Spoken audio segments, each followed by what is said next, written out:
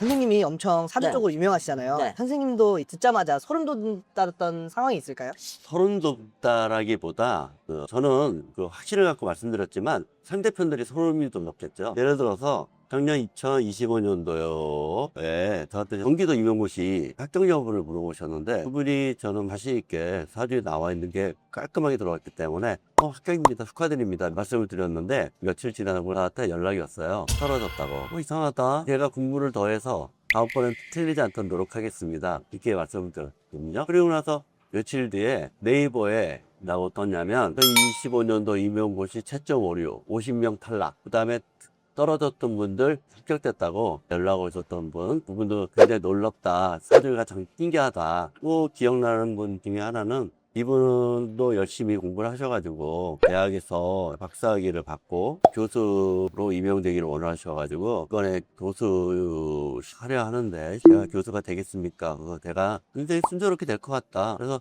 그분이 말씀하신 게 굉장히 오랜 세월 동안 15년을 넘겨보셨던 분이기 때문에 그분도 저희가 말하는 것에 대해서 신뢰를 하시는 분이기 때문에, 그러고 나서 연락이 왔죠. 자기가 넣었던 대학교가 떨어졌다. 그래서 제가 안 떨어지는데 이렇게 또 말씀을 드렸거든요. 그리고 나서 2주 후에 서울에 있는 아주 좋은 대학의 교수로 되셨다고 저한테 연락이 왔는데, 예를 들어서 사주 보시는 분들은 너는 또 어디 대학이 넣어야 맞다 그렇게도 말씀하시는데, 사주에서는 둘 다 떨어진다고 그냥 보는 거지 사실은 풍수적으로 나에게 맞는 그 대학의 동문의 방향이라든가 그런 게 나에게 풍수적으로 맞는 방향도 있지만 그것보다 이 운이라는 게 우선 앞서기 때문에, 운이 안 좋을 때는 그 나에게 맞는 풍수적으로 그 대학을 찾아가서 그 방향을 바라보고 그게 나에게 맞는 행운을 주는 운의 방향이면 그 대학을 원서를 넣어야 되지만, 예를 들어서 그분 같은 경우는 정말 너무너무 어려운 대학을 들어가셨다는 거, 그 기억에 또 하나 남고, 또 한 분은 이것도 몇 년 전 얘기인데 노무사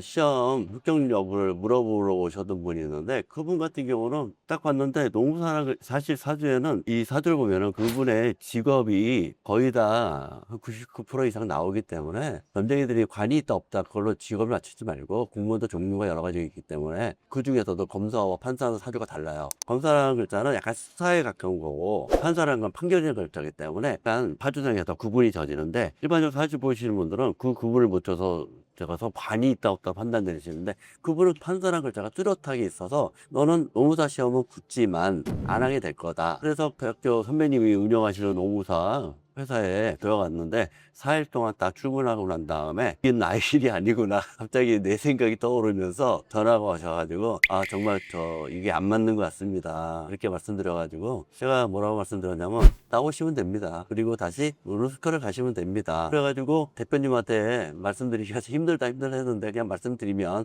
훌륭하게 파이팅 해주실 거다 그렇게 말씀드렸더니, 그럼 나중에 판사님을 뵙겠습니다 대표님이 말씀해 주셨다고 그러더라고요. 그래서 나오셨는데 지금은 로스쿨 졸업하셔서 변호사 시험 붙으셔가지고 열심히 일하고 계시고, 나중에는 판사 쪽으로 다시 임용을 보시려고 준비 중에 계신 분들, 저는 놀라운 게 없는 게 이런 사례가 너무 많기 때문에 저는 그냥 그러려니 하다 보지만, 그분들 입장에서는 이거 뭐야 라고 하시는 분들은 좀 있습니다. 저한테 그런 케이스들이. 어떤 작가가 얘기를 했는데 뭐냐면, 어떤 글이나 말로써 사람이 바뀌지 않는다는 거야. 내가 스스로 변하지 않으려 하면은 절대 안 변한다는 거지. 예를 들어서 유명한 스님들 뭐 그런 사람들이 굉장히 떠들어봤자 내가 변하지 않으려면은 변하지 않아. 진짜야. 보니까 역시 인생은 보편적인 진리구나 하고 느낀 게 뭐냐면, 날아가는 새한테 바람이 필요한 거지 가만히 둔 게 있는 새에게는 바람이 필요 없어. 사람들은 어떤 귀인을 원하는데 내가 날아가려는 의지가 있을 때만이 그 바람이 귀인이 된다는 거지. 내가 가만히 있으면 그 바람은 귀인이 아니야. 그렇기 때문에 뭔가 움직이고 행동할 때 생각하고, 그건 지옥에도 나와. 그 유명하다는 거는 공자님도 내 운명을 바꾸는 거는 침대에서 나오라고 그랬다고. 사실 내가 움직여야 돼. 내가 지금 당장 돈이 없어, 나랑 할 줄 아는 게 없어, 그러면은 고도의 면허를 따서, 여자 남자 요즘 여자분들도 배달하시는 분들 많다고, 벌어들이는 돈이 작진 않아. 쿠팡 하시는 알바도 있어. 쿠팡 일당 하루에 18만 원이야 18만 원인데 그 18만 원 플러스 21만 일해도 360이야 그러면은 어느 정도 먹고 살 수 있는데, 그것마저 안 하는 사람들이 문제라는 거야. 한국에도 많지만 부모에게 위탁하고 사는 친구들, 부모 바라보고 사는 친구들, 의욕이 없어. 나갈 생각을 안 해. 그런 사람들한테는 어떤 희망의 메시지라든가 어떤 운의 변화라든가를 얘기를 해줄 의미가 없어. 나는 이 공부를 앞으로 나가고자 하는 사람들에게 도움을 주고 싶지 집에 누워있는 애들에게는 알려줄 마음이 1도 없지 사실. 의심해거나 나한테 올 때는 각오해야 돼. 욕먹을 각오도 해야 되고 발전할 수 있는 각오도 해야 되고. 내가 사주를 지금 한 14만 명을 받더라고 보니까 굉장히 많이 받지. 실적으로 내가 사주를 한 25년을 했는데 3만 명 이상 넘기는 사람들 없어. 나는 타생결단고이고 처음 시작할 때 아침 9시부터 새벽 1시까지 봤어. 그것도 길게는 못 보고 한 10분 간격으로. 일단 하루에 볼 수 있는 시간이라는 게 정해져 있기 때문에 많이 볼 수가 없거든. 근데 나는 그때는 좀 단가를 좀 저렴하게 해서 많은 걸 했지. 그때 공부를 많이 했지 거기. 돈을 받으면서 사실 공부한 거예요. 그분들에게 감사해 나 정말로. 그분들 덕에 실력도 많이 늘었고 그 다음에 인생이 뭔가도 많이 배웠고. 그런데 점점 더 하면서 자꾸 관념적 객관화되어 있다, 객관화되어 있다. 그거는 굉장히 내 인생에 중요하더라고. 일단은 객관화되어 있는 분들은 피해 사는 분들이고 객관화되어 있는 분들은 노력하는 자들이야. 그러면 이 사람이 사주를 보기 전에 이 사람은 딱 앉는 자세부터 객관화되어 있는 사람인가 주관화되어 있는 사람인가 난 벌써 알 수 있어. 나는 문에 딱 들어오는 순간 나에게 첫 번째 던지는 말 한마디, 그 한마디를 듣고도 그 사람이 정말 잘 되겠고 안 되겠고, 그거는 내가 갖고 온 데이터 값이야. 잘 되는 사람들의 어투 또 행동이 있기 때문에 딱 들어오자마자 껄렁껄렁하게 들어오는 사람들은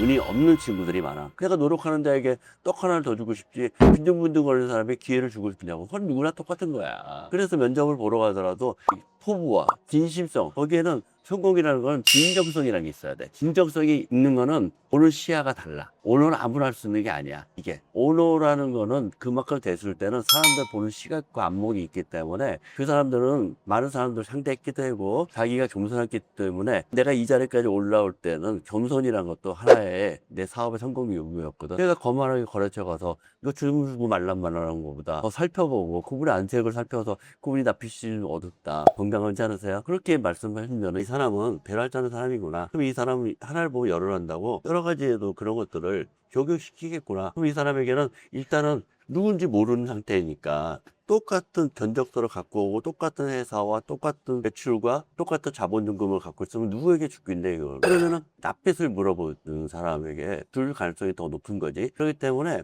첫 번째 인상에서는 얼마만큼 철저하게 내가 메타가 돼 있냐. 했거나 주관하는 안 돼. 내 생각이 맞다라는 착각. 이 사주 볼 때 제일 위험한 게 뭔지 알아? 성실성입니다. 이게 제일 위험해. 왜냐면 아까도 얘기했지만 내가 돈을 벌면 100억을 벌 거라 착각을 하신 분들이 의외로 많아. 사주 보러 와서. 그러고 나서 이거 좀 어렵겠다. 내가 이 말씀을 드리면 이분들 뭐라고 그러시냐면 딴 데 가면 1000억대 부자라는데 그분한테 가시라 이거야. 정말 자기 객관화가 돼 있는 분들은 1억을 모으고 싶다. 그래서 이걸 시작하려 한다. 너무 내 기술이 없기 때문에 배달일부터 시작하겠다라든가. 그분은 사주를 딱 보면은 벌써 그 정도 모을 수 있는 이상의 돈이 돼. 거기서 나도 뭔가 희망이 생기고 재미가 있다 보니까 이 사람이 정말 큰 부자로 갈 수 있겠나. 한국의 배달 업종에서 대빵이 온 사람 배달부터 해가지고 최고의 부자가 됐다. 그런 것처럼 내가 시작은 그러니까 취미 창달이라 그 말이 참 좋은 게 뭐냐면 그냥 취미 창달하면 안 되고 내가 객관화되는 취미 창달로 가야 된다는 거야. 항상. 그러니까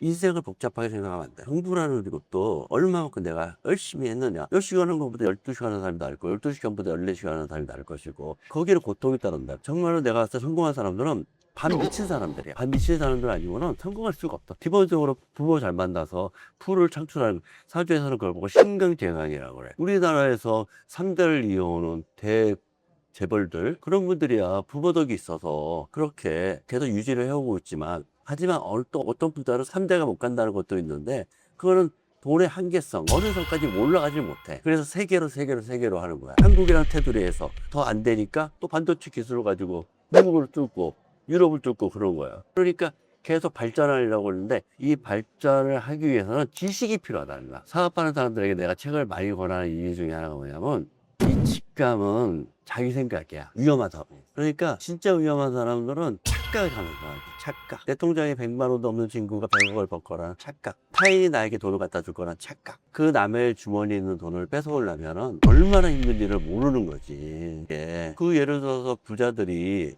성공한 사례 중에 어떤 사례들을 듣냐면 비참함을 느낀 사람들이 있어. 비참함을. 그런데 사실 사람에게 비참함을 해서 동기부여를 한다는 건 굉장히 슬픈 거지만 그 사람이 어찌됐건 결과적으로 동기부여가 돼서 그 돈을 벌 수 있다면 결과적으로 좋은 거니까. 그러니까 내가 그 사람한테 비참함을 받았을 때 그거를 그냥 감수하고 사는 사람도 있지만 내가 왜 이 사람에게 이런 대접을 받아야 될까? 그거는 다시 객관화가 되는 사람들이야. 내가 어떤 이유가 있겠지? 그럼 그걸 고치려 하겠지. 그런데 객관화가 안 됐고 나는 그런 사람 아니면 지가 뭔데. 그런 사람들은 거기서 스톱이 되네. 멈추는 거야. 사실 사주라는 게 별게 아니야. 사람들은 굉장히 관념적으로 접근하는데 사주는 관념이 아니야. 절대적으로 관념이 아니야. 현실이야. 그래서 이 살아가는 우리의 삶을 얘기하는 건데 물어보는 거를 나한테 관념적으로 자꾸 물어보시니까 난 현실을 자꾸 얘기를 하고 있고 나랑 마찰되는 부분에서 사실 나는 광편도 많지만 안티편도 많아. 그분들은 나에게 관념을 갖고 접근하고 있고 난 현실적으로 얘기를 해주고 있기 때문에 사실 우리나라 1% 부자가 30억이 안 돼. 아파트까지 합쳐가지고 그것도 할부 인생을 30년 보가지고. 그런데 그 보면은 잠실이라든가 한남동에 많은 아파트 좋은 차들 있으니까 내 거라가 될 거라는 그건 주거나 판단이야. 객관화됐을 때 내 현실이 지금 내가 얼마를 벌고 있지? 이거를 했을 때 어떻게 될까? 예상치를 해야 되는데 예상을 안 해. 내가 주식을 보면 내 주식이 무조건 올라주려 착각. 아니 주식은 절대 안 따라와. 그래서 돈이라는 거는 내가 열심히 무엇인가를 하다 보면 성실과 노력과 신뢰를 가지고 하다 보면은 돈이 살짝 돌아오면 따라와져 있다는 거지. 그러면서 타이밍을 잡고 행동 능가서 결과가 나왔을 때 부를 창출하는 거야.